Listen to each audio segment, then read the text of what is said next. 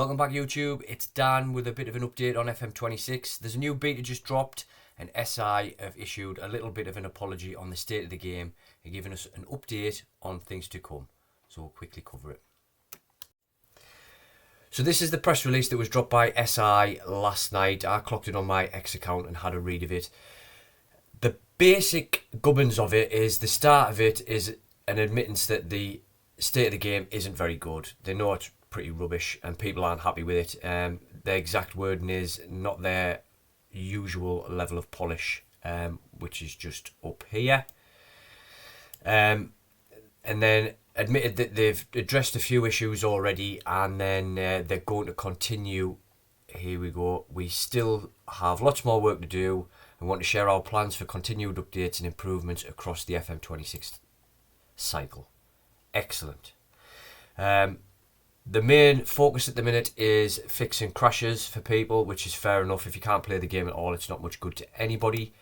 And then they are looking at polish, quality of life improvements are going to be their ongoing focus. We're going to click into the game shortly. I'll show you two things: how to set your FM26 up to get the beta updates, because if you don't have that activated, you won't get the beta updates. You'll end up waiting for them longer than everybody else to get the early updates on Steam. And the most positive news in this is that they're going to target to drop weekly updates for the game to improve everything that we've been complaining about since the beta release. So it's pretty positive in my eyes. I'm quite happy with it. I don't know why they didn't just come out and say this early on, even during the beta.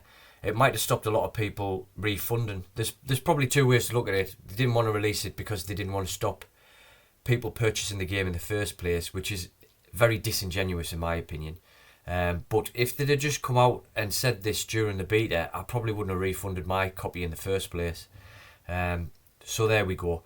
But we'll have a look at the game now, and I'll quickly show you the quality of life update that's recently dropped on it for cycling through your messages, and I'll show you quickly how to set up your FM26 on Steam to receive the beta updates early.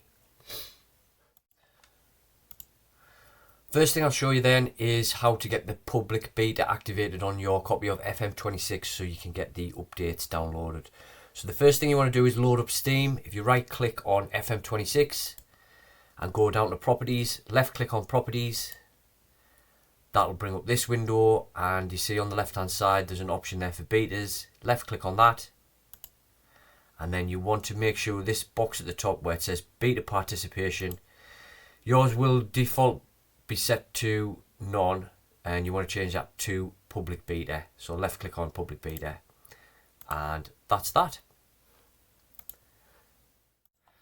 Okay, last little thing to show you then. When you're on your game, if you go into your preferences at the top and you click on preferences again and go to detailed, then processing, continue button legacy mode, if you make sure that's ticked and press confirm, you should now be able to cycle through your messages with the spacebar.